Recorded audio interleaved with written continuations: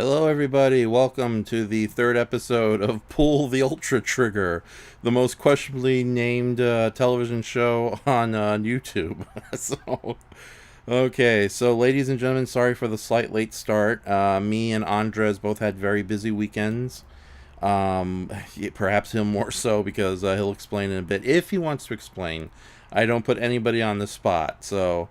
And tonight we're going to try to keep the show very short, so no talk about the Olympics or anything, but we do have a bit of a special guest star outside of Andres. But first, let's bring in our friend Andres. Hello, Andres. Hello, people of the internet. How is everyone tonight? So far, everyone seems good. We have Shay in the chat, Warrior King, and No. You gotta say it like Jay St. G. We got Shay Smithers in the chat, or rather, my version of Matt Burkett's version of Jay St. G from Nerd Cage Live. Okay. Let me try to do that again. Let me put on my reading glasses and get an even lower Bruce Campbell level voice from behind the scenes of Army Darkness. We have Shay Smithers in the chat, and we have Warrior King. There you go. That's how you do it, right? What is this? What is it? Commentary over like a fucking golf game? Right. The man puts the ball into the hole, and the hole is happy there. Or imagine just doing better yet, imagine doing like a Bob Ross take on Pull the Ultra Trigger. We're gonna watch a couple of happy kaiju here. You know, it's gonna be our little secrets. Right. A bunch of kaiju. Let's have Ultraman beat the devil out of them. Indeed. However, okay, so we're gonna be we're a couple of days late as far as watching this third episode of Ultraman Trigger. When has that ever stopped us? Indeed. So know that if we don't do it Friday night, ladies and gentlemen, we move it to either Sunday night or Wednesday night if things really get bad. But today marks another special day, at least here in America, and it's the 50th anniversary of Godzilla vs. Hedorah. So, oh my god! Yes, indeed, and look who's on the screen right now. It's the one and only Hedorah. Hi, Hedorah. How you doing? Oh, that's great. Are you enjoying your birthday? Yes. Oh, wonderful. I see a little hat you have. Oh, okay. Excellent. Okay, so Andres, do you have any questions for Hedorah? Why haven't you been in a movie in 16 years? Going on 17. Oh, okay, that's a good one. What else? Okay, he's replying, by the way. Is he telling me to suck it? Yeah, I don't know. He looks way too happy right now to be too angry right now. I don't know if you can see him on the screen right now, but he has his little birthday hat there. Or he's just excited, so just to be here. So, all right, Hedorah, do you have any final life-changing words of wisdoms for us before you go? Oh my God. Really? Is he saying something that will get us canceled? No, just listen. It's actually quite beautiful. Oh, Hedorah, thank you. I never knew the meaning of life would be that prolific, that profound, and that uplifting. It makes me feel a lot more comfortable about death and the inevitability that will follow afterwards. So, don't you agree, Andres? Sure. Okay, well, goodbye, Hedorah. Happy 50th anniversary, our little mucky friend. So, and there he goes. All right. If you didn't get the joke, Andres, I just played a bunch of Hedorah sound effects. I heard. Okay. So, yeah, there you go. So, yeah, today is the 50th anniversary of Hedorah. Unfortunately, we got nothing to show for it other than watching Ultra Trigger. Oh, no, when you say nothing to show for it, I mean, in terms of us, sure, but in terms of Toho, they put out a rather decent selection of official Hedorah merch, involving figures, T-shirts, logo designs, buttons, pins. Honestly, I'm very surprised because I honestly haven't seen anything for Mothra at this point. Yeah, poor Mothra. She's gotten kind of the boot, huh? Or the how bizarre is it that they think like Hedorah is a more marketable character than Mothra currently? I don't know. It's pretty weird. And of course, The latest episode of Gojiban, it was nothing but the little Hedora and his little grandson. An entire episode just featuring them and them alone. And you're right, Toho's official YouTube channel actually had a live stream where they were talking about Godzilla vs. Hedorah. Of course, it was all in Japanese with no subtitles. Actually, I think they also re-released Hedorah for like a very short time in certain movie theaters, which is what they're going to do for Mothra later this year. Okay, all right.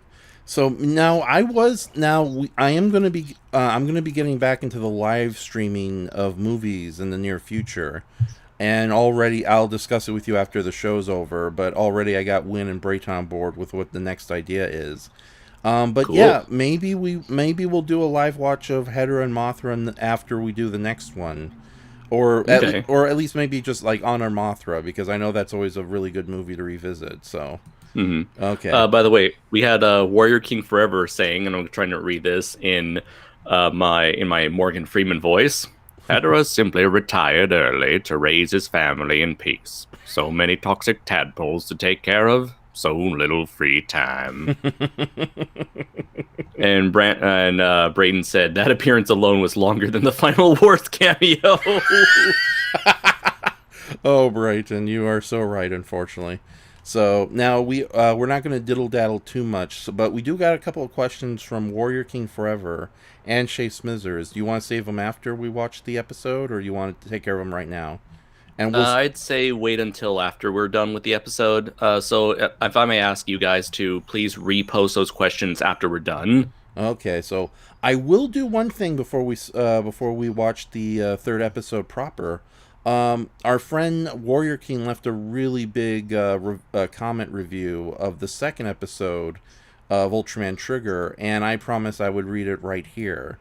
So let me bring that up. Okay, and here he has to say about the second episode from last week. Sorry I missed the live stream itself, but I enjoyed the video. I too am not the biggest fan of Kingo or the majority of the human cast just yet, unfortunately. I find the alien Metron character to be the most likable member of Gut Selects thus far. I do suspect that the angsty guy is meant to be the counterpart to Keigo Masaki, aka Evil Tiga. A bit his jealousy has not yet turned him into an outright villain, merely an envious, reluctant ally. I do like that there are those among Guts who knows who Trigger really is, which is, to be honest, would have likely made the lives of many past Ultras easier. LOL. I always get that one wrong. The monsters and aliens continue to be the highlight of the show for me, especially the Giants of Darkness. Dargon was pretty cool in this episode, a solid update of Daram's classic look. And despite being the villain, I do like that he seems to live by a warrior's code. It will be interesting to see how much more they elaborate on that. At the very least, he seems to be legitimately wish to defeat Trigger fair and square with his own two hands. The opposite of what his two allies wish, I suspect. Don't worry, we're almost done. I don't know if it's a translation difference or not, but I do prefer how Daram refers to Tiga as my friend, whereas Dargon refers Trigger as his worthy opponent. I just think Daram's dialogue sounds more threatening, while he's also sad, since it implies that they used to be pals before they became enemies.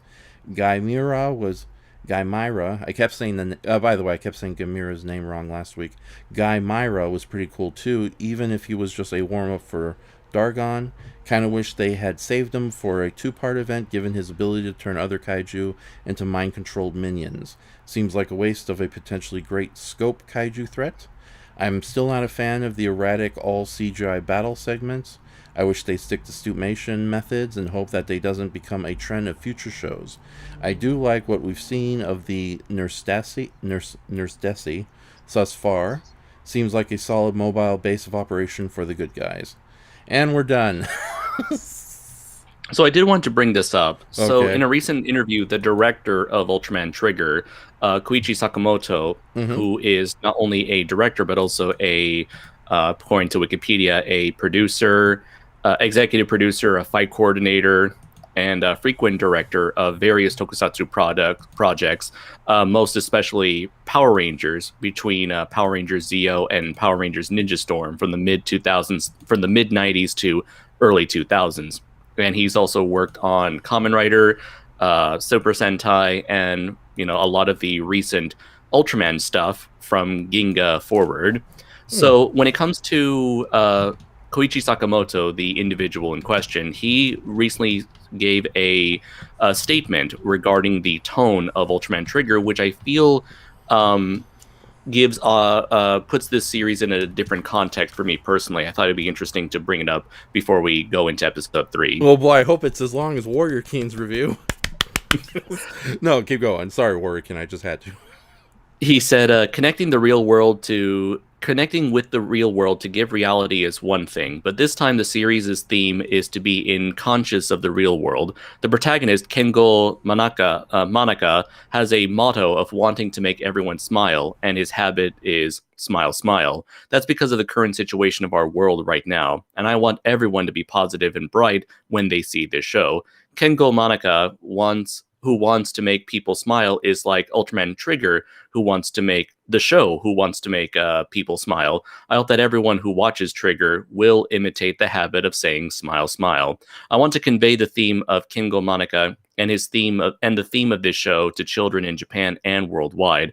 And that's how I thought about the current situation. After the 2011 Tohoku earthquake and tsunami, I was involved in a tokusatsu program, that being Kamen Rider Fourze, and it was also my first work after the earthquake. So I wanted to brighten everyone and make it a bright and fun style. I even tried to shout "Uchukita," which means space is here.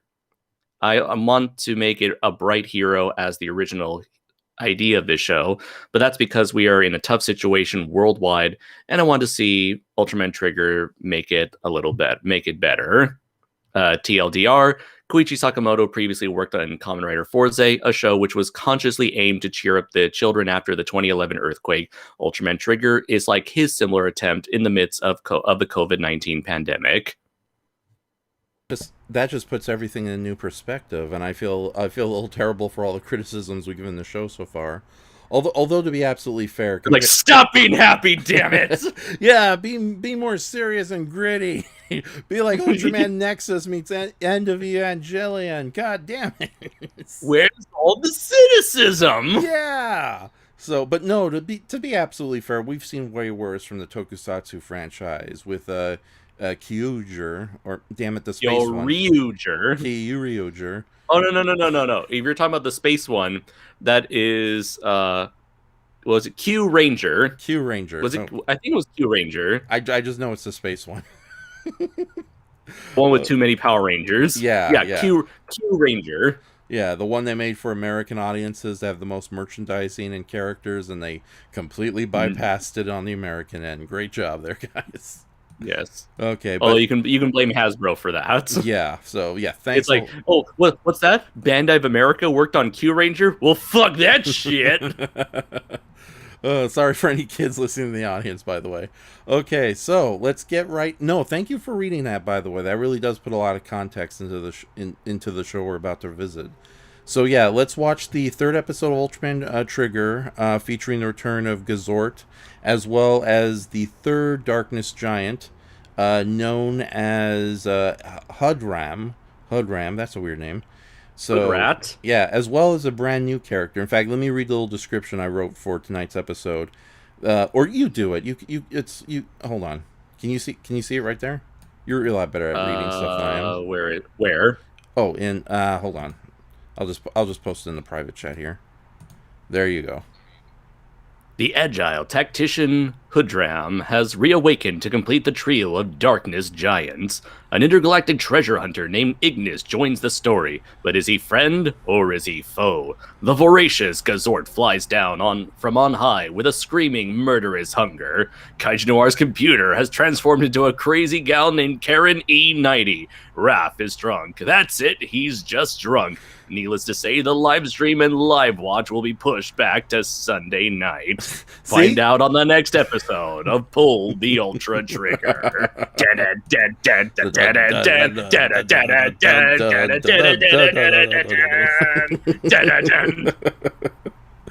Oh, I get that reference. No, yeah, you're way more epic at this. But let's get right into the episode, ladies and gentlemen.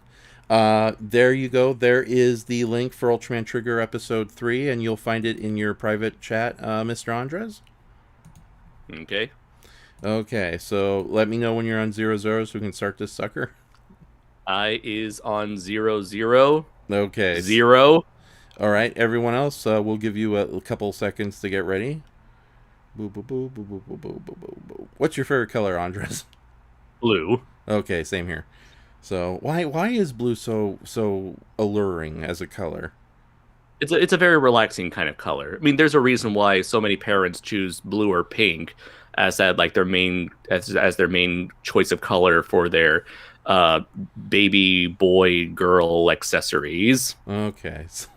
All I right. feel like it's just a very calming color overall. Yes. Okay. Awesome. And with that says, you've all had enough time to watch the episode. So, oh wait, get the episode ready. So we're on 00. So on 3, 2, 1, play. おーしみんなお待たせご飯だよスマイルスマイル It's okay. It's okay, Kengo. The plants don't need to recover from COVID. They don't need to smile, smile. Right. It was kind of cute how he said "smile, smile" there.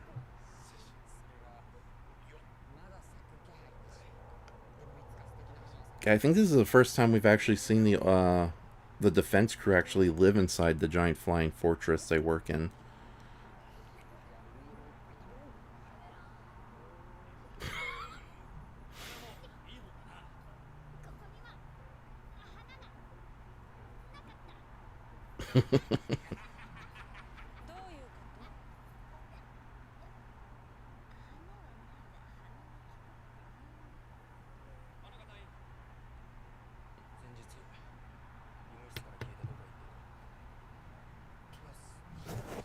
My goatee does not approve of that sort of thing.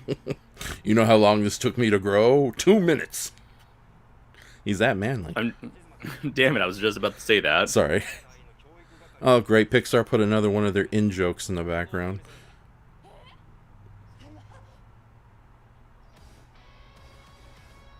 I was referring to the weird code number on the wall. So. What was that Easter egg? A11 something? Yeah, that's what I was referring to. A lot of people are really happy with this new theme music. What do you think of it? I need to listen to it a few more times for it to catch on. Yeah. I don't think we've really had like a really awesome Ultraman theme song since Ginga. I'd say X was pretty good. Okay, I'll have to listen to X, but no, it's like the only one that kind of stuck in my mind after all these years in the new hero generation is Ginga, because that really does have like a beautiful epic hook, and it's one of those theme songs that's way better than the actual show itself. When did New Generation Hero start becoming a title name thing? I don't know. I think probably around Geed. So at least to the best of my knowledge. But yeah, they've been using it a lot instead of just simply calling this the Reiwa generation. Well, do remember that Reiwa technically didn't start until a couple years ago. Oh, okay. That's a nice little hook, though, to pull the trigger. So that's where you got the name of the show. Yeah, pull the ultra trigger. So, yeah. It's not just a horribly chosen pun on my part. So. I'm still going to think so. Yeah. I know every time I try to talk about the show in like live stream of consciousness, it's like, oh my god, Raph, really? No. So... Buy our toys! Buy our toys! Buy our toys! Available on Comixology and Amazon. Oh, wait, I'm sorry. Is this the first time the henshin device was an actual weapon? I believe it is, yeah. I honestly can't think of the henshin device being a fighting weapon elsewhere.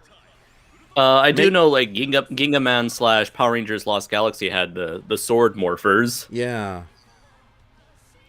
I don't know, I keep thinking Ultraman X, his transforming item could also turn into a laser gun. No. It was the thing that scanned the Spark Dolls. Oh, okay. Back then, all the Ultra 500 figures would have a little symbol on the bottom of their feet to specifically scan into such a device. secret card. What could it be? It's like, here is Sir not appearing in this series for now. Right. Are these the 500 action figures? Yes. Okay. They look a lot bigger, but they're probably being held by little children right now. Yes. Okay.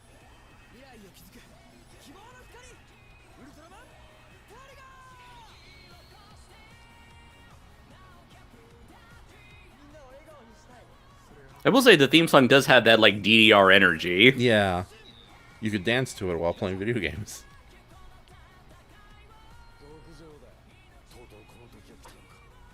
This isn't the show, this is some series commercial.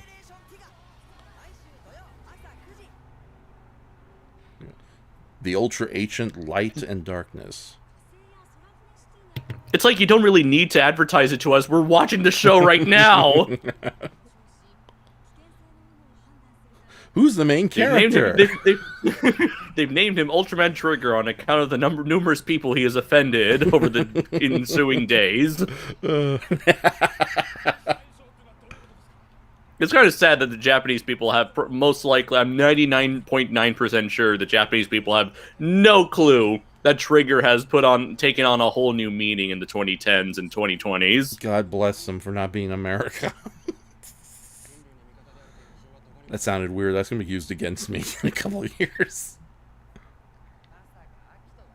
Hell, I'm going to use it against you right now. Have you been or ever been a member of the Communist Tokusatsu Army?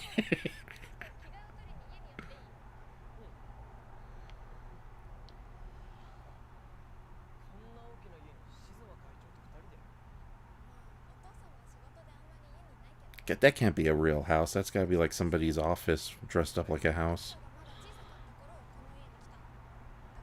I wouldn't be surprised if it's a dentistry. Oh, yeah. Yeah, there's like similar fancy... You could almost mistake them for houses, dentist office near me.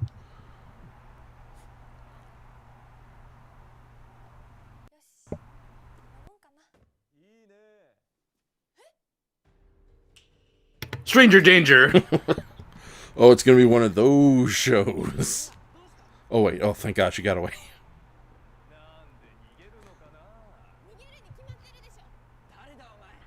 My God, it's Japanese Johnny Depp. Oh, no.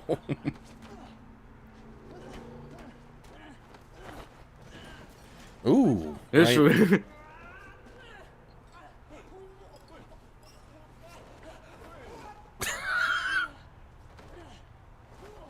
That never works in real life. I should know. Was that when you tried to bear hug Brayton? No, I tried to throw a blanket at Matt Denian. Take that! Oh. Fake out.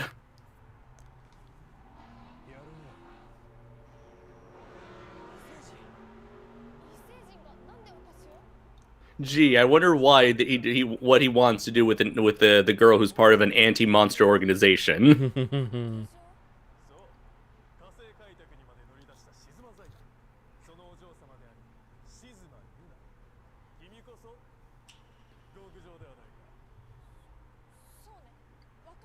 Don't play into it, woman.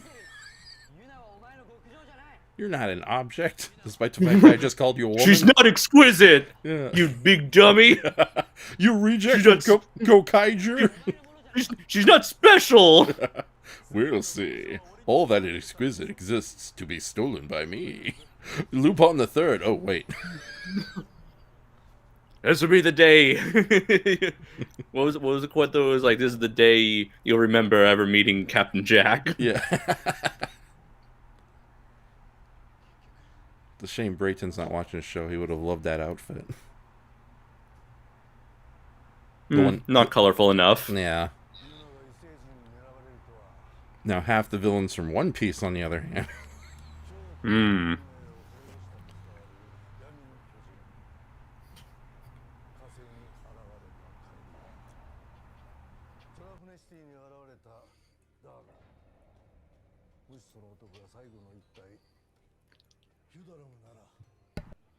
Don't touch him there.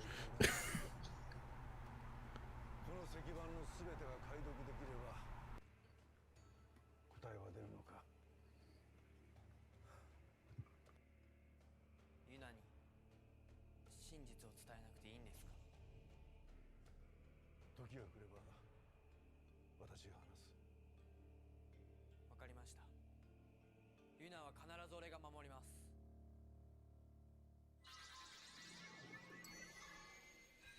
I swear on Kengo's life that I will protect Yuna.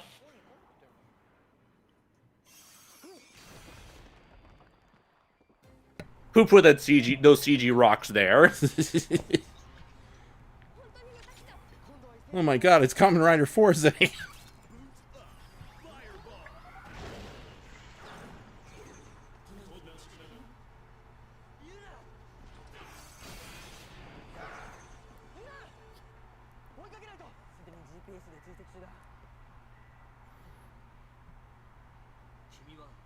Join the show, folks. Be sure to like, comment, and subscribe.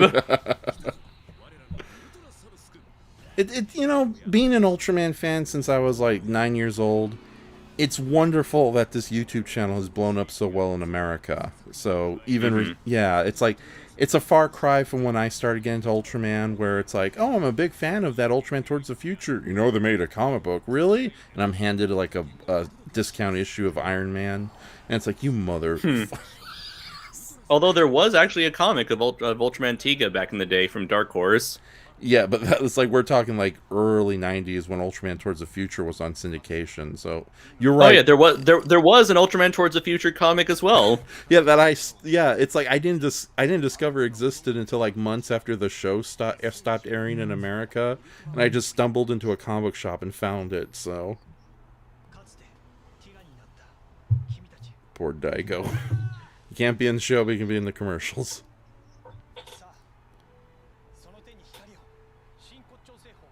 You okay there?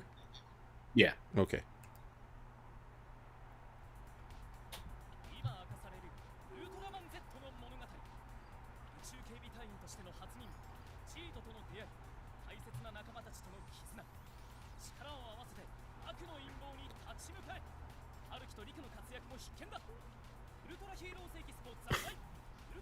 So is that the original actor from the TV show? Yeah. Cool. I also like how Tuberai Productions sometimes upload the actual live shows for us to watch.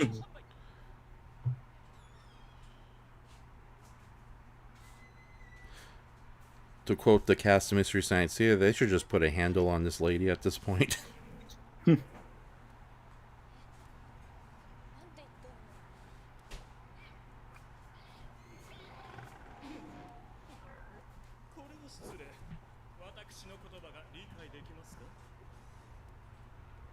Maybe.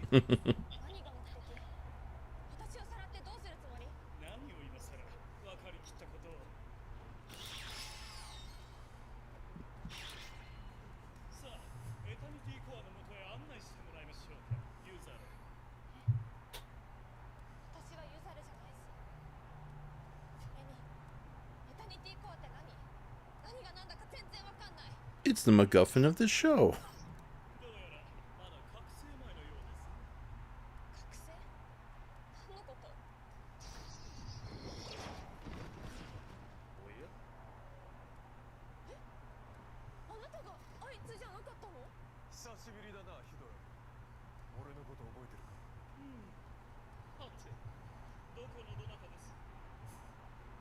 I was the other wild card of this series until you showed up.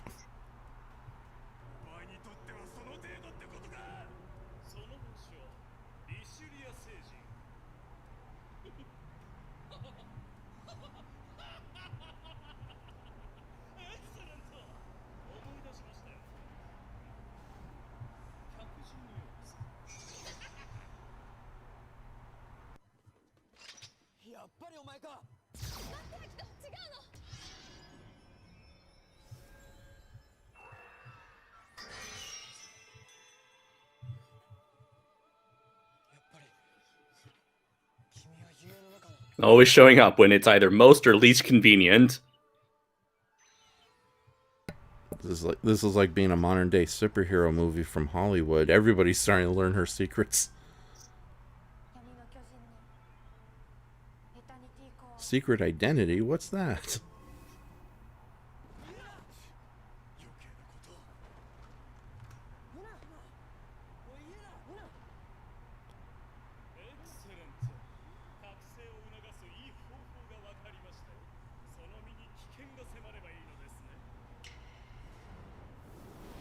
And here comes our big hungry boy from on up high. I'm talking about Gazort.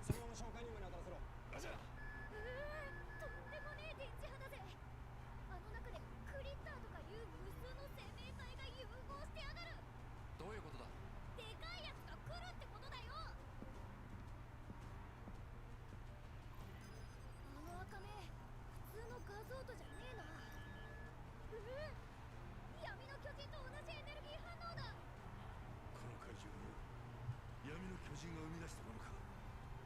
それは不思議だ。喜んで。おい、返事は何？ Are those vocals in the background? Yes, it's the music that usually play for the Ultra Squad members. Right, right. Yeah. Except it's like done in like a more rock style. Uh-huh. Nice. So nice to see a monster you haven't seen in years. Yeah.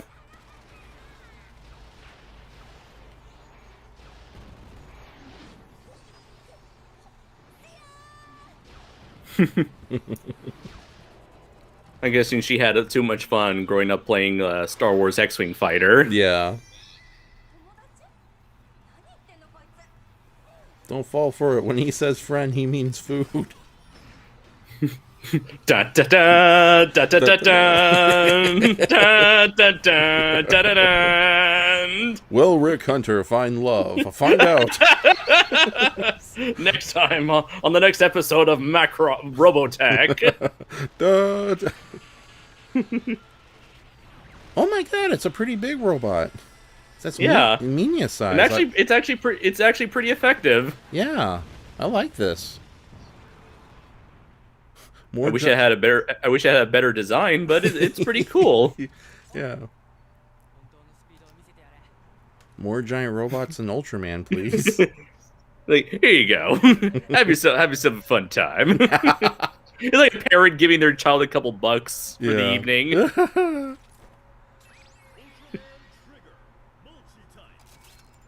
I do like how the characters, like, he really calmed down from the last episode where he was just Mr. Envious, all jealous. Well, he was uncomfortable when our lead hero and Yuzo were kind of getting a little friendly there. Sorry, I'm blanking on everybody's names right now. You already said that!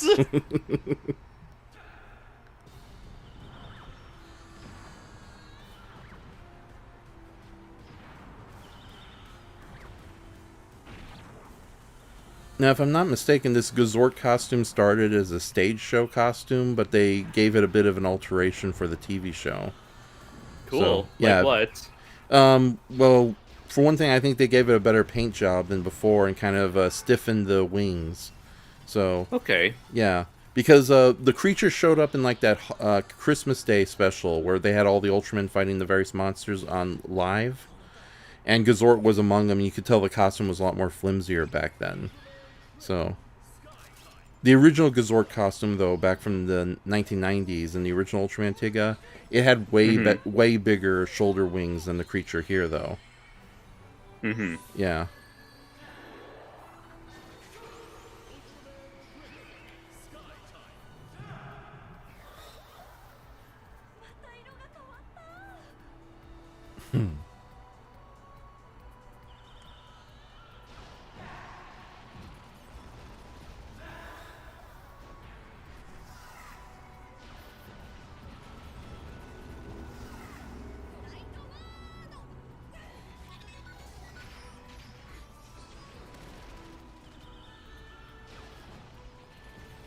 Da da da da dun dun da da da da dun da dun da dun. We have to hurry before Cryon activates the end of the world button. You darn humans and your proto-culture. Bah!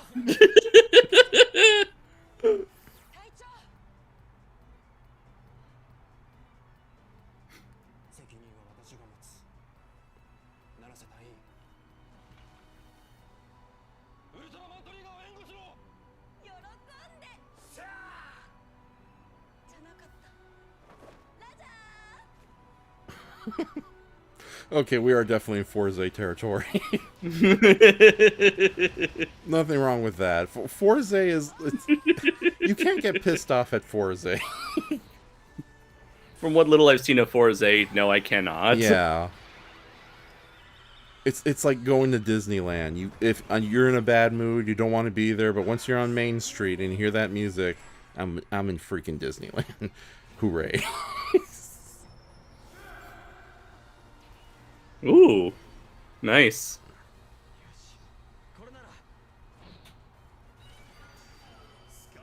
God, that thing looks tiny. Of course, it has to fit the kids' hands. I know, but I still don't like the idea that they just put the actual toys props in, use the toys as the props. Yeah. And there goes Gazort. Honestly, he didn't really need that bow to begin with. He was already done. Mm-hmm.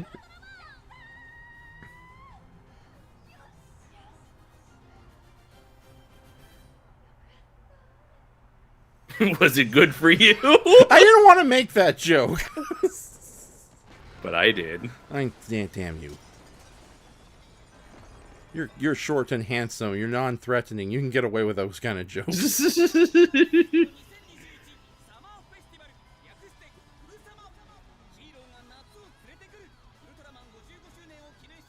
Every time I see Seven Gar, I really want to see his Seven Gar fight show.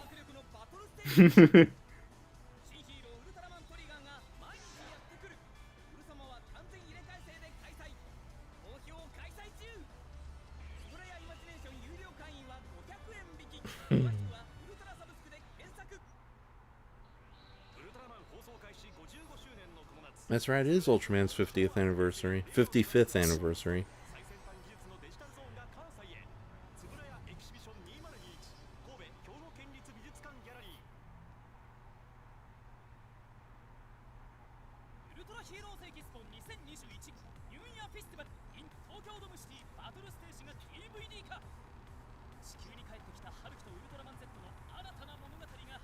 You know, I watch one of these live shows. It's like, do you think it gets scary for little kids for the moments when the villains are like on top and our ultra heroes have temporarily been defeated?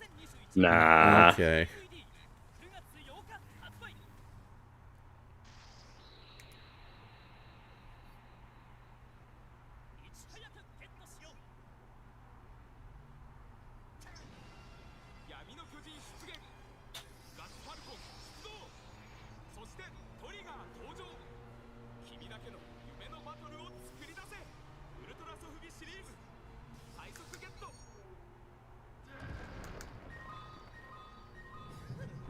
Oh yeah, I forgot about this guy.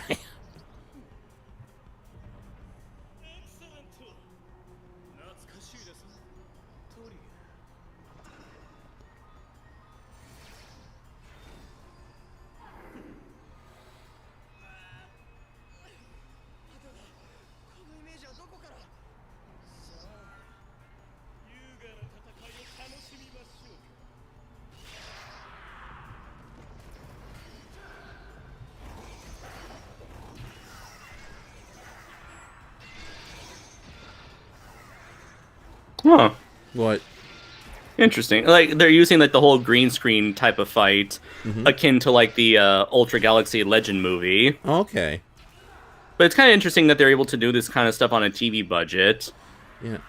These brief scenes, however, where they're, like, flying, it looks like they've actually filmed outside for that with real wire work. There's just really good CGI, green screen. Green screen. Yeah.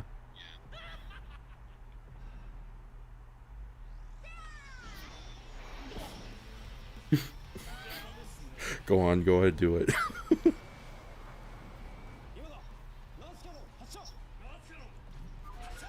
They really gotta get a better name. They really should have picked a better name. Time to bring the pain. From Nurse. Right.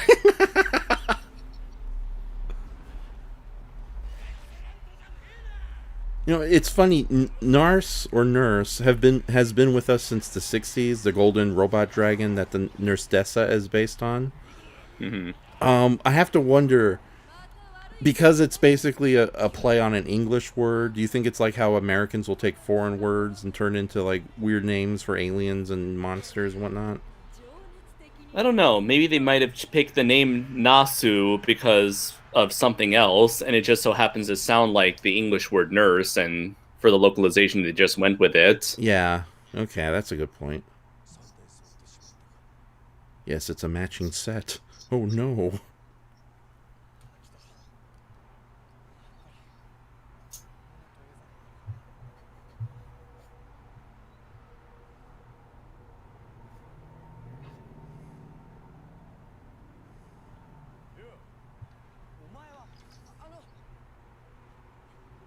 Come on, man. I'm kind of tired now, right? Can we fight another day? It's already bad enough they're throwing like 2 monsters an episode in this show series. そういやちゃんと名乗ってなかったな。俺の名はイグニス。 I'm called the complication. Screenwriting 101.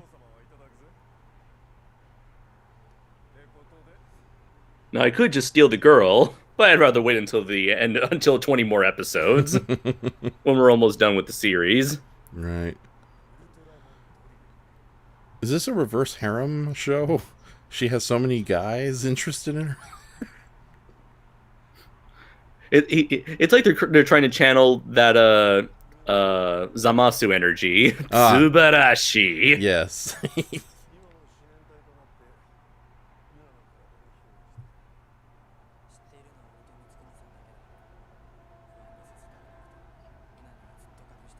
'Cause that always works out. just look at Tila on the recent He-Man show. Oh boy. Next thing you know, it's like, I know you've been sacrificing yourself to save the world on a constant basis, but how dare you did not tell me you were Ultraman? Don't you know it's all about my feelings?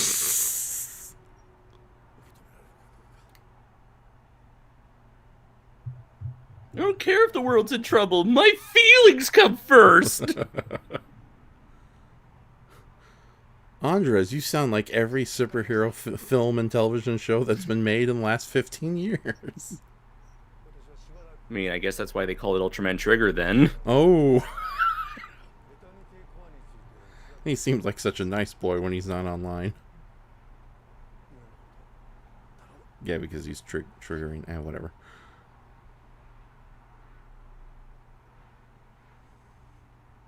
I dreamt a pirate was trying to capture me. Oh, wait.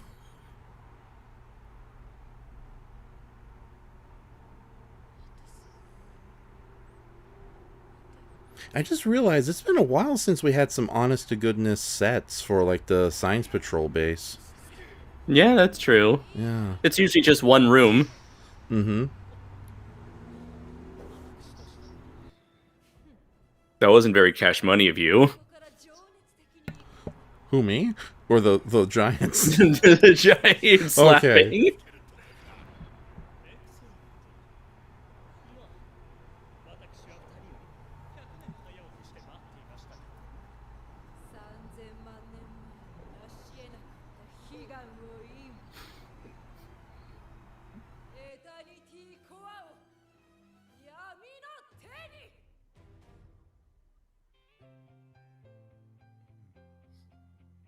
Okay. Yeah, that was fun. So we're going to watch the credits, of course, right? Sure. Okay. Or did you just stop? Be honest. No, not really. Okay, all right. I'm still watching. Yeah. Okay, yeah, that episode was actually. It's yeah. like remember all the good times, all the kidnapping, all the secrets held behind your loved ones. All the good times, the multiple hostage taking and hostage takers. All the Macross references. The horrific upper atmosphere cryptozoology inspired killer monster who eats people left and right. Good times. Yeah. Next up on TGIF, Family Matters. But first, your new local news. Ultraman Trigger was brought to you in part by And from viewers like you. Thank you. I hate to say it, I do kind of like the ending theme quite a bit. It's very calming. So. But that's the thing. Every fucking Japanese show has a calming ending theme. I know, but this one's a little more memorable. I don't know. It's a bit more. It's like there's actual meat. Oh, Gobirus, what are you doing here for like the for like the 20th time? Oh, Gubira. I was hoping they'd at least give him a different paint job because it's supposed to be a subspecies of Gubira. Is that supposed to be like the same costume they've been using since like Ultraman Yes. Legend or Ultraman Saga? Saga, yeah. Yeah, that costume. It must be made out of whatever the Greek gods were wearing as battle armor, because that costume has not aged or ruined at all, and they keep bringing it out. My God. So,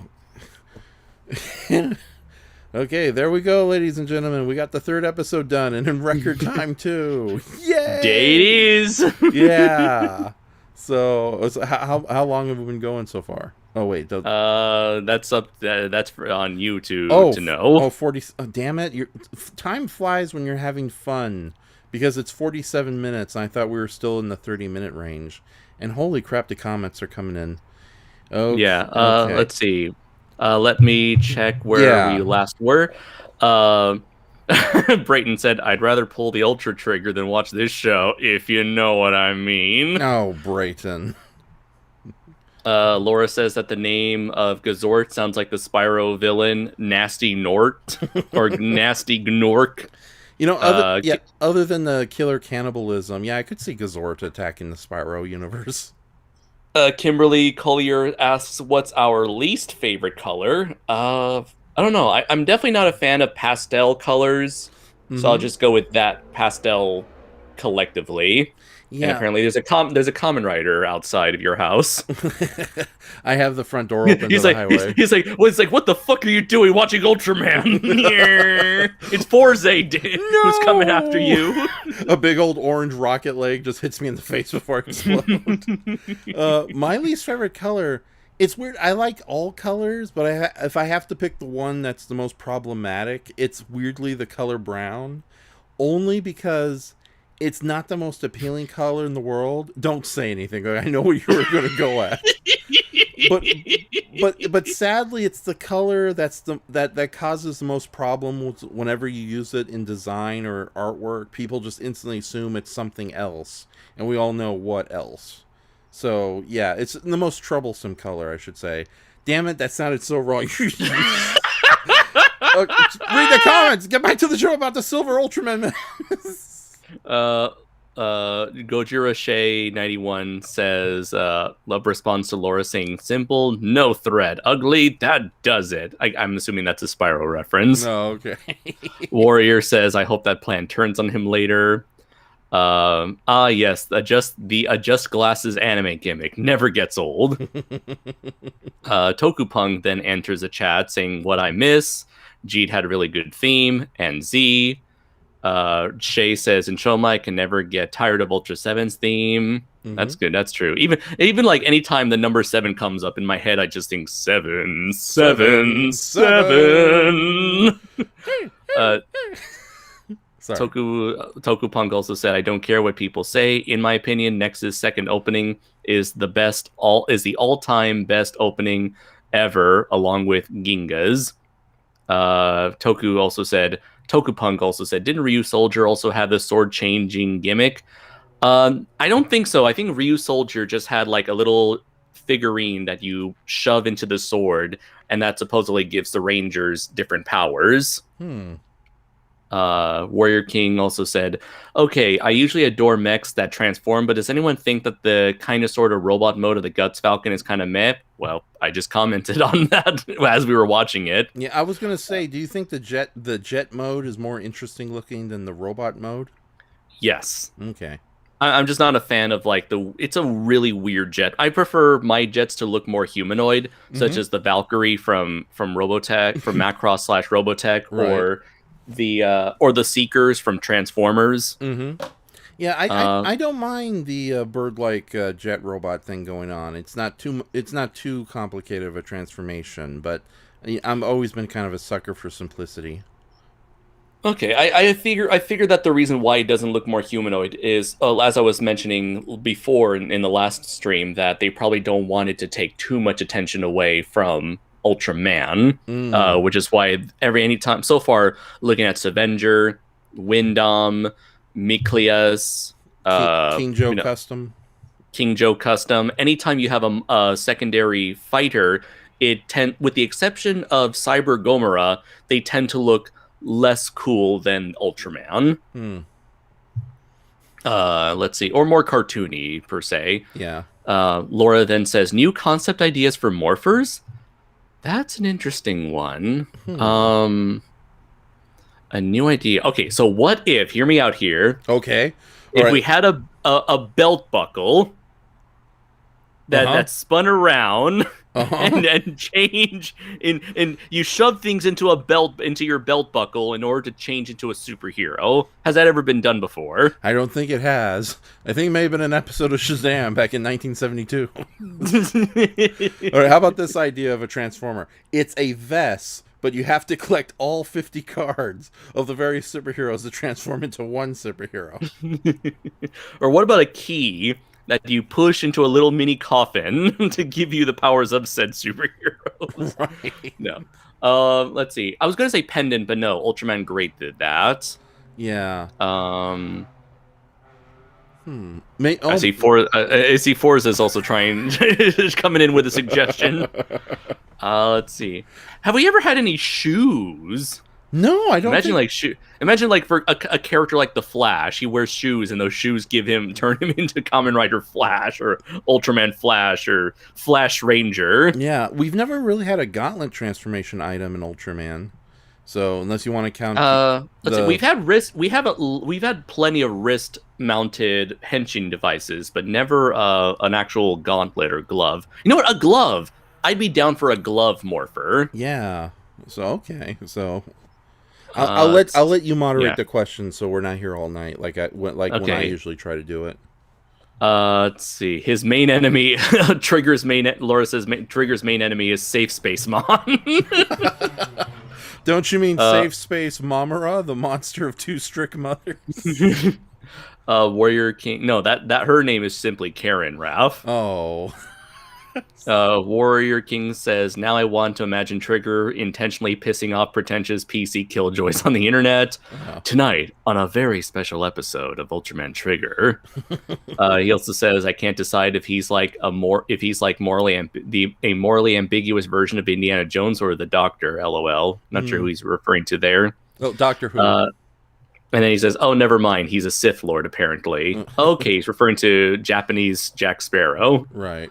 Or Japanese Johnny Depp. Yeah. Let's see. He also says, I like how the dropship looks like one of the runabouts from DS9. Don't know what that is. Oh, yeah. What the spaceship that dropped him off to school, it looks like one of the smaller battleships from Deep Space Nine. So I don't worry, there's a Star Trek nerd in the audience. I know exactly what you're talking about, Warrior King. So. Brayton says, this is a toy commercial. It's all a toy commercial. Always have been.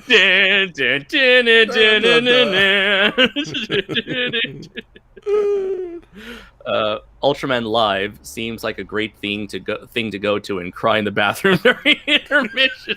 What do you think the Japanese parents do, Brayton? Now, are they crying because they were forced to bring their kids here, or are they crying because secretly they're sad Ultraman lost in the second act?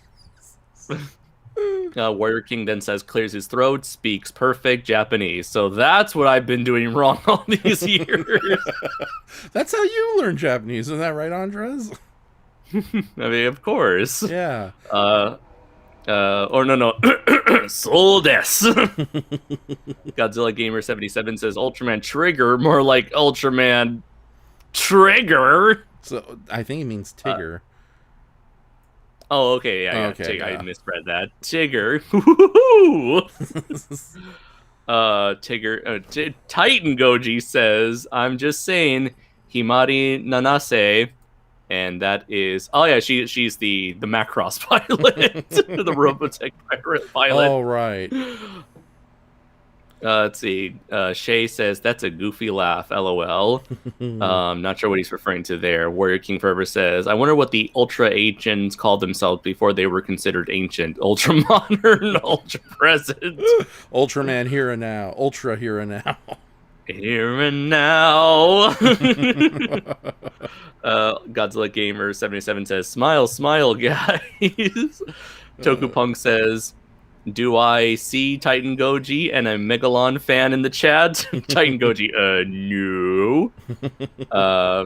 Shay says, we got a Toku Titan cast invasion. Warrior King, damn you, Hudram, showing off. I wish I could snap my fingers, LOL. I'm sorry to trigger you, Warrior King, with the constant snapping of our fingers. Okay. Godzilla Gamer, not a Megalon fan, the Megalon priest. Warrior King says, Gazort does look cool in this show. Kimberly says, I was just chilling here. What the fuck you shooting me for? Oh, okay, I guess that's she's talking about Gazort then. Oh, okay. Brayton says, why is Bumblebee fighting Man Ray? See, Brayton, this is why you need to watch this stuff. You come up with good stuff to make fun of these shows. Now I cannot unsee it. Let's see. I forgot. I don't know what Titan Goji is referencing when he says gun, gun, gun, gun. Warrior King says, it's not a terrible mech, but I think it could have been designed better. Give it proper limbs to justify the transformation, or just give it a VTOL, make it a VTOL craft. Let's see. Let's skip the Megalon jokes just to save time. What do you think I'm doing? Oh, good man. Warrior King says, I get that reference. Robotech, what are your faves? OG Southern Cross or Invid Invasion arc? You mean other, aka New Generation? I don't know. I really like the Mospieta version, the third version based off of Mospieta, but I do definitely love OG Macross / Robotech. Yeah, I do prefer out of the three. I do prefer the original Macross. I will say I've barely seen only like maybe 5 or so episodes of the middle Southern Cross portion, so I really need to finish that. I'm just not a fan of those mech designs at all. Understandable. Gazort was disappointing to me in this episode. Fair enough. Yeah. Braden says the whole show is a toy that breaks immediately when taken out of the package. Warrior King says, okay, Trigger's Skyform weapon is much better than his Power Form weapon. Cool costume design too, but yes, I agree that it sucks when they literally use the actual toys as props in the show. Tokupunk says, I disagree. Well, I disagree with your disagreement. Let's see. I really wonder how Tsuburaya got away with stealing Go-On's yellow catchphrase, Go-On Yellow's catchphrase for Kengo. Okay. Warrior King says, I do like how completely insane Hudram gets when things don't go according to plan. Yeah, that was a fun element of his character. He says it's a nice callback to his much more openly deranged predecessor, Hudra. Next week on No Need for Yuzare, who will finally win Yuzare's heart? Kevin Smith will never live that dumpster fire down ever. Let's see. He should have, honestly, when it came to marketing the new He-Man show, he really should have just kept quiet. Yeah. Instead, he just continues to what's he call? Not bury himself, digs himself a deeper and deeper grave with everything he says. Just this. People in Hollywood just need to know when it comes to marketing shit, just shut the fuck up. Yeah, leave it a surprise, or just give us a better idea what we're getting into, so you don't have to spoil everything. But I'm getting sick. I'm getting No, I'm sorry. I just gotta say, I'm getting sick and tired of the J.J. Abrams level of poker facery going on here. So it's like no. The poker faceries would have been better because that means he would have not have lied to begin with. Yeah. So and yet, despite that, I still like the show. But no, that's another conversation for another time. Sure. I'm just saying, from a marketing standpoint, Yeah. what did you think was going to happen? Exactly. So no, you advertise a He-Man show only to have a He-Man show with no He-Man. Yeah, it's the same situation with like Godzilla and Singular Point. I love Singular Point, but Well, yeah, here's the the thing. advertising. They advertise a Jet Jaguar show, and that's exactly what we got. So, in my opinion, the marketing worked. Okay. Let's see. Shay says, Kaiju Noir, I don't know if you watch any of his content, but your whining voice sounds like the voice Linkara uses for Superboy Prime. Okay, I did used to watch Linkara years ago, and I do remember his Superboy Prime voice. I'll kill you to death. Let's see. Brayton says the credits, aka the Blade Registry. Oh lordy lord. So Warrior King says I may have my criticisms for Trigger, but it's still leaps and bounds more enjoyable than most of what Hollywood's producing nowadays. Amen. Yeah. Chimera was channeling the power of the Bright Slap to tame the Savage Psycho. That's a Gundam reference. Yeah. Let's see. Titan Goji says every Japanese show has a calming ending theme. I don't know, Andres. Get a Robo Arc's ending gets me pumped up with manly tears. Let's see. And Davis says, "Stop talking about Get a Robo. No one likes it." Let's see. We're getting near to the end. Okay. Jay says, "Here's my earlier question. I've seen up to the Alien Metron episode of Ultra 7, really loved it. Andres and Raph, what are some other standout episodes coming up?" King Joe is definitely a big one. That one's like a two-parter, I believe. Oh yeah, the King Joe episode is really good. There's also the episode with the Guts aliens. Although I think that one might come before King Joe or later. But yeah, that's a really. But no, you're right. The King Joe one is a really good two-parter. And there's heck, there's a reason why Alex Ross chose that moment to make up an entire painting out of. Exactly. And even though I know you like to keep the giant robots separate from kaiju, that two-parter is the reason why I think King Joe remains my number one favorite Ultraman monster or robot villain. So Kimberly mentioned earlier when we were talking about like different ideas for morphers. Kimberly said, "How about a cell phone?" I feel like they've definitely done cell phones plenty of times on Power Rangers. Yeah, which is actually not a bad idea either. Because no, not at all. Yeah, if you're trying to keep a secret identity, turn your magic wands into cell phones. Like what was it? I believe Jungle Fury was the first one to. No. Jungle Fury had sunglasses. Yeah, Mystic Force I think is or Magi Ranger is the first one to actually do the cell phones. And I think Power Rangers Samurai did cell phones as well, even though the Japanese versions used calligraphy paintbrushes. Okay. Let's see.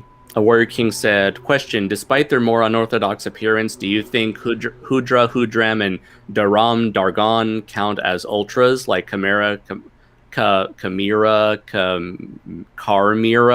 Sorry if the answers should be obvious. They count in my book. I believe in the original Ultraman Tiga, the Final Odyssey movie, they are meant to be the same species. Yeah, it's like you are the same species, but we do not grant you the rank of Ultra. Yeah, I think it's a situation where Ultraman Tiga, like in Ultraman Tiga, they're all ancient stone giants, but only Tiga ascended into Ultraman levels, and later Dyna. The Darkness Giants, they're their own species. They're their own subspecies. But in this case, yeah, I feel like they're all meant to be the same species. It's just they get their power sources. They get their power from different sources. Yeah. So they're all giant monsters. We love them nonetheless. So okay, Titan Goji's Gon came from the original Getter Robo OP. For some reason, the Guts Falcon reminded me of a Getter machine. I'm honestly expecting two more to pop up before they combine. Okay, now I get the reference. Right. Warrior King says, it's simple. Hollywood simply shouldn't lie about their intentions when rebooting a classic series and get all high and mighty when it backfires on them. Oh boy, do they. Yeah. No more gaslighting audiences either, i.e. if you don't like my terrible ideas, there must be something wrong with you. Oh yeah. Hollywood does a lot of that where it's like, we're not the problem, you're the problem. It's like, yes, point the finger at your target audience. That always works. Yeah, no, brilliant marketing there. Brilliant PR move there, guys. Yeah, no, I think this really was. I loved the show itself. I really enjoyed the He-Man cartoon, but I will say this: they handled the promotion horribly. It's the equivalent of like telling a kid that you're going to take him to Disneyland, but you don't take him to Disneyland. You just take him to the dentist's office. Or if you're trying to surprise your girlfriend on her birthday, and it's like, yeah, are you going to do anything special? I'm going to do something special. Yeah, you're not just going to buy me a cake and then call it a day. No, I'm going to do something better than buying you a cake and call it a day. And he buys him a cake and calls it a day. So, I think I think this is the exact equivalent of it. And it's like I'm sorry, I like Mr. Smith, but yeah, I think he did a pretty piss poor job trying to communicate the ideas that were going to happen here. So yeah, and you know what? It's very possible that Mattel did not want him to say anything because clearly all the promotional tie-in material to Masters of the Universe Revelation featured He-Man and Skeletor front and center. Yeah. Even then, he still should have just kept his mouth shut rather than saying, "No, this isn't the Tila show. He-Man's the main character." Again. Yeah, he should. Again, he keeps digging his own grave. He kept digging his own grave and continues to do it right now. Yeah, no, it would have been a lot. Also, he claims to be a He-Man fan, but apparently there's been recordings of him that's where he stated he never liked He-Man to begin with and always thought it was a dumb show. Okay. We're not going to dwell on He-Man too much, but no, I know. Sorry about that. Yeah, it's okay, but it's it's topical. Yeah. But no, you do bring up a really good point, because as much as we want to get mad at the public face, remember there's a puppet master behind the scenes. As horrible as those Star Wars movies were, don't forget, a lot of the problems were not just the actors and the directors and the writers. It was the producers. Yeah, the actors I don't blame whatsoever. They're just doing their job. Yeah, no. It's like, I hate it when like science fiction nerds will attack the director or the screenwriter, but then completely forget that the studio probably came up with even dumber ideas, forcing them to do the dumber ideas. And I will say though that in a case like what happened with Brie Larson and Captain Marvel, once the actors start opening their mouth and start again lashing out at their target audience, that's where it's like, okay, you're better off just not saying anything from a PR standpoint. Yeah, and to be honest, Brie Larson, I get the feeling that she doesn't really believe this stuff. She's just doing, okay, we're from PR, we need you to say woke stuff. Okay, I'll do my best to pretend to be woke, as annoying as it will be. So, because, it really does. Let's get out of this. All right, last week you told me to not dwell on things that have nothing to do with Ultraman. Here we are being talked about He-Man and Getter Robo. Man, it is the He-Man podcast now, with more He-Man and Skeletor than the actual show. Yeah. Oh my God, it's Skeletor. So soon, now get out of here. Evelyn will take your place for the next 40 episodes. Man. Edward G. Robinson. What confoundery is this? Laura says, if the Morpher glove don't fit, you must. Oh, shit! Nothing really rhymes with a quit. Yeah. You just made one. Oh my goodness. Titan Goji says, I don't like Sword Art Online, so I'm gonna direct a new Sword Art Online show. Who knows? Maybe he might make it better than the original. Yeah, please give the side character something to fucking do. That's all I ask. Okay. And the last question, Warrior says, I eagerly await the day this woke nonsense comes to an end so we can have good shows and movies for everyone again. Yeah. You know what? Here's the thing. I'm going to just be real here for a sec. Okay. If you don't, for a lot of people who don't like something, my best suggestion is to go out and search for stuff. No matter how much awful stuff is out there, regardless of whatever it is that makes it awful, just know that there are tons of other forms of media out there to enjoy. That for as much as things may suck, that's not all there is to entertainment. There is loads of entertainment, pieces of entertainment out there, whether they're movies, comics, video games, television shows, what have you, music, what have you. There's like a there's such a wide ocean of material out there for you to explore, and eventually, you know, I feel like for people, they need to, if you want to look for something good, it's best to go out there, broaden your horizons, and eventually you'll find something really, really good. You know, for example, people love to, not love to, people, a lot of people tend to complain about the state of Marvel Comics and DC Comics, where I would say, hey, there's more comics beyond Marvel and DC, like Primal Warrior Draco Azul, available on Amazon, Kindle, and Comixology, that you could check out and you know, and enjoy. And same thing goes for He-Man. You know, if there's one animated show you don't like, there's most likely 10 other potential shows. You just got to go out there, go out of your way to find them yourselves, as opposed to waiting for whatever's popular to be shoved in your face. I know, it's like, that's the problem I have with a lot of Godzilla fans. Like, you know, you're not happy with this current movie, wait a little bit, a new Godzilla movie is showing up. And not only that, yeah, but outside the fandoms and these genres, yeah, expand your mind, check out new stuff. I love HBO Max, all the older movies and comedies I've never seen before that I'm experiencing. It's like, it really is like just wonderful and gets me out of the mindset of just constantly thinking about kaiju all the time. Look at Ultraman, for example. Yeah. You don't like Ultraman Trigger? There's sure to be tons of other Ultraman shows for you to explore. Yeah. Don't like Ultraman? There's sure to be tons of other Japanese superhero shows. Don't like Japanese superhero shows? There's tons of other Japanese shows in general to check out there. Don't like Japanese shows? There's sure to be other TV shows in general. Don't like TV? There's sure to be other forms of entertainment out there. It's a big world of stuff. Just jump into it. Yes. Is it a lot of work? Maybe. Yeah. But, well, I'm sure the rewards will when you eventually find something that's worth enjoying, it's going to make the journey that much more worth it, I feel. Yeah, exactly. So, but no, we'll save the He-Man talk. Although I will say, I'm not saying you shouldn't criticize things. I'm just saying that there's more stuff out there. Like, you know, it sucks that, you know, for something that came from a franchise you love is probably not very good, or you did not enjoy it, or it's not what you expected. There's still plenty of stuff out there, especially plenty of original stuff out there that's worth exploring. Yeah, you just got to make the extra effort to search for them. Yeah, exactly. So, and I totally forgot what my point was going to be. So, but no, you do. Titan Goji says, "Well, what if you don't like entertainment in general? Read a book. Go fuck yourself." or take a long walk and read a book. Yeah, take a long walk and think about your life's decision.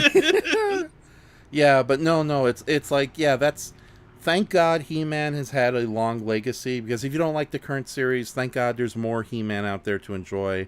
As opposed to the early 2000 series, which I hear is fucking fantastic. Yeah, and or like the recent She-Ra and the Princesses of Power. That was a very fun series, and that was more. And if you don't, and for those who don't like the original, the new She-Ra, which I'm sure there's people out there, there's classic She-Ra to revisit. Yeah, they're both giant rainbow-colored marshmallows. Just jump right in. So. But no, the thing is, at least those franchises are fortunate enough to have different iterations and different variations of them throughout a long period of time.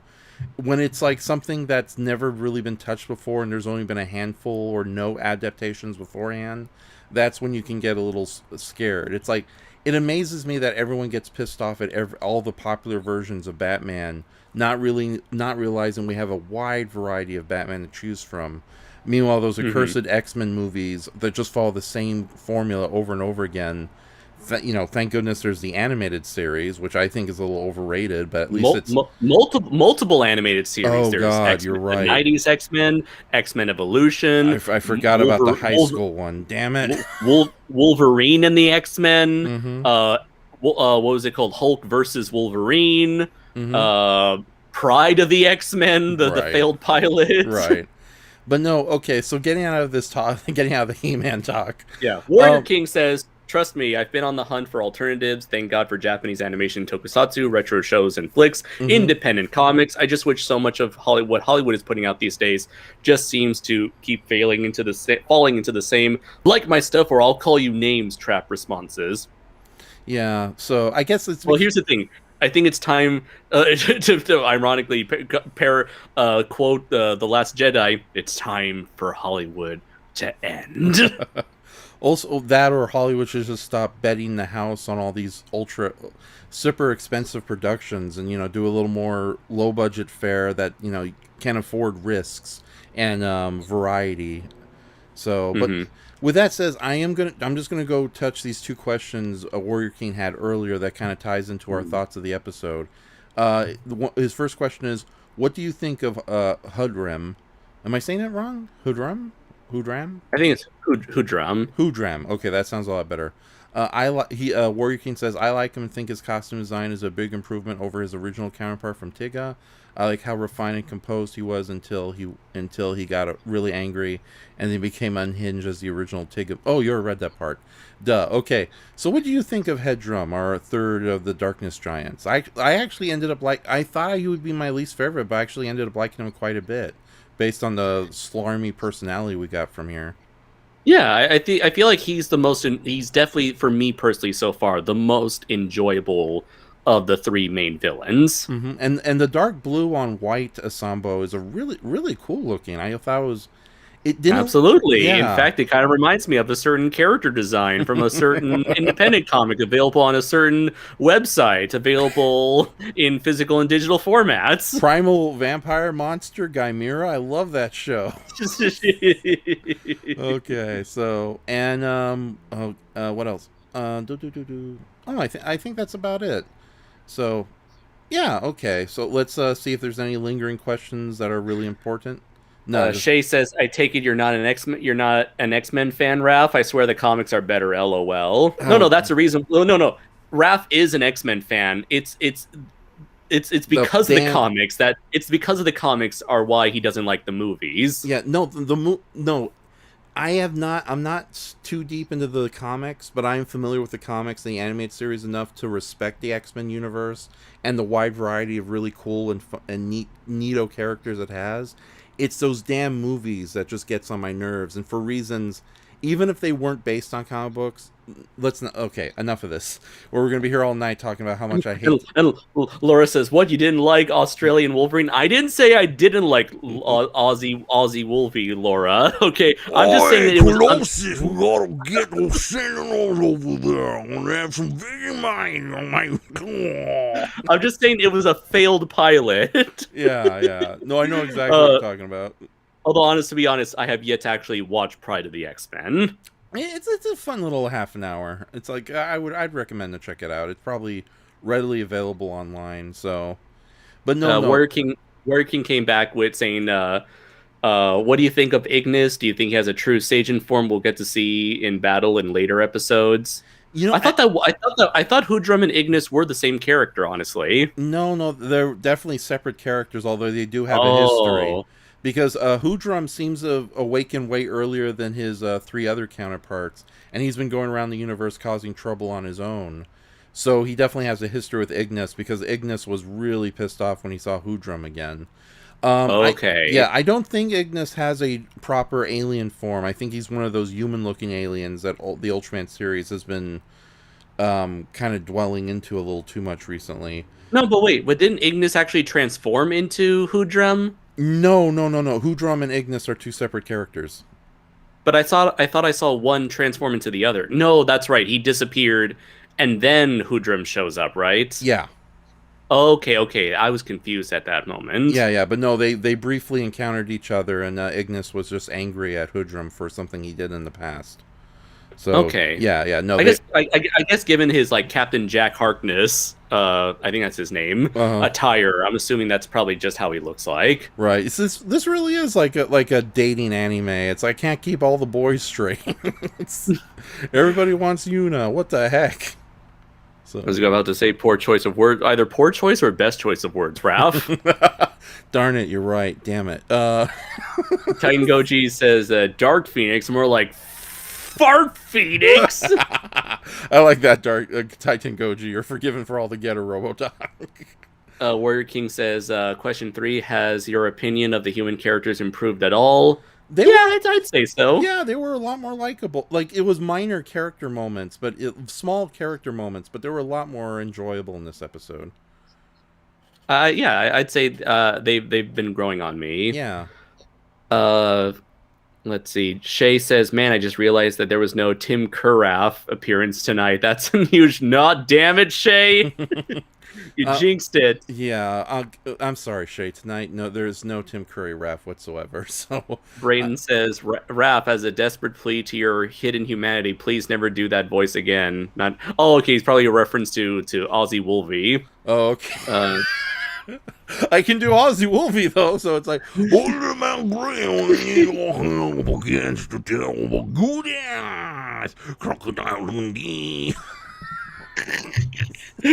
Laura says, Nick says, if you like X-Men, you should try Grim Noir Chronicles. Okay. Is that an indie comic? I have no idea. Like, I don't know. I hate to say it. I'm the Marvel comics. Marvel doesn't do a good job advertising their comics, so I don't have no idea what Marvel's been doing comic wise, other than their big event. Let's kill all the teenage kids. Civil War stories. Is a series of books written by Larry Correia.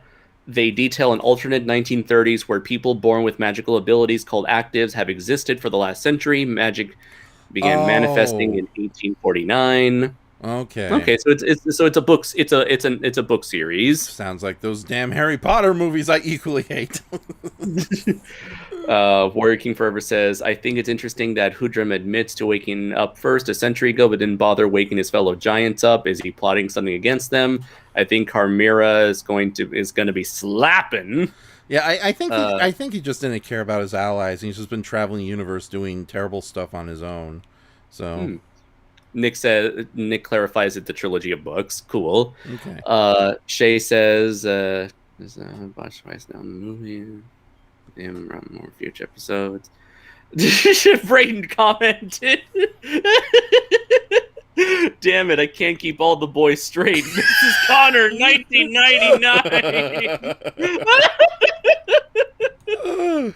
Oh my god. Titan Goji says, who y'all's favorite X-Men who isn't Wolverine? I've kind of been a fan of Nightcrawler, I'd say. Yeah, I wish he appeared more in the TV series, though. Yeah, I've always liked Colossus, but Deadpool has grown on me quite a bit. So, it's a Gambit was always the coolest in the '90s series, in my opinion. Yeah. Oh, I'll give mention to like Apocalypse, but not crappy movie Apocalypse, like the awesome "I am here to destroy you all, for I'm invincible. These atium claws feel like toothpicks against my mighty pecs. I am Apocalypse." I guarantee. Let's see. Nick also follows up saying that book trilogy, he says, LOL, think the whole prejudice of X-Men with Lovecraft and magic. Yeah, whatever. I don't care. I'm sorry, guys. It's new and different, and therefore it's scary. After our big rant about try new stuff. But no, like modern, like cliche X-Men movie meets Harry Potter. It's like, no, those are two film series I can't get. I love the books. I respect the books, even if I don't know the books. But the film adaptations of X-Men, Harry Potter, no. So. Warrior King says, even if Hudram's been acting solo all this time, I hope his teammates point out that during all this time he didn't get any closer to that eternity core they clearly covet. LOL. Nick says, awesome blue Apocalypse with the giant A was the best. Damn and right. Laura says, Nightcrawler. And Titan Goji also was like, Colossus. And Nightcrawler has always been dope. Yeah, so now with that said, I think we should just stop right here because yes. Yes. It's time to stop. We tried being condensed, but we ended up just as bad as last week's episode. Okay, so thank you for. At least we saved all the foolishness to the very end. Yeah. Okay, before we go though, I'm gonna ask you this, buddy. Should we do an episode of Night Owling just on the fly, and then we can just, or you just want to just like right after this? Yeah. Sure, let's do that. Okay, Brayton, if you want to join us, we'll send you the link in a little bit. So, Okay, but we're good. Okay, so guys, we're gonna take about a 13-minute. Laura's like, damn, big magical fuck you too, bro. I'm sorry, Laura. I'll bring. You're gonna come on to an. You and Nick are gonna be invited to an episode of Live Stream of Consciousness. But before then, I'm gonna do some separate videos talking about why I don't like the Harry Potter movies. Okay, I've read the books. I love the books. The movies I can't stand. I'm sorry. It's oh god. But it's not Harry Potter rap. It's different. Yeah. No, in the books, mythical monsters are allowed to share We're their not talking opinions. about. I'm not talking about Harry Potter. Oh, okay. Oh, what is she talking about? We're talking about the Grim Noir thingamabobby book chronicled book series. Whatever. Okay, ladies and gentlemen, like roughly in like 12 minutes from now, we're gonna start an episode of Night Owling. So if you want to join us, we'll talk about whatever the hell we want to talk about. So Brayton, you've been summoned. You've been warned. Yeah. So okay, buddy. So do you want to plug anything before we go? Yes, always. So you can find Primal Warrior Draco Azul, my giant robot, giant monster indie comic book series on Amazon, Comixology, and Kindle, physical, digital editions. You can follow me here on YouTube at Kaiju Noir. You can follow me on Instagram at Kaiju Noir. Follow the Primal Warrior Draco Azul on Facebook, and now officially on Twitter at PW_Draco Azul. Nice. So, and we will see you guys in about 10 minutes for Night Owling. So just refresh my page and keep the eye open. So, all right. So I will see you next week, Miss. Well, I'll see you in a little bit, my friend. Swatch! Yes. Okay. So let's play the end music, and I'll see you guys later. Thank you for joining us, and we'll see you in a little bit. So.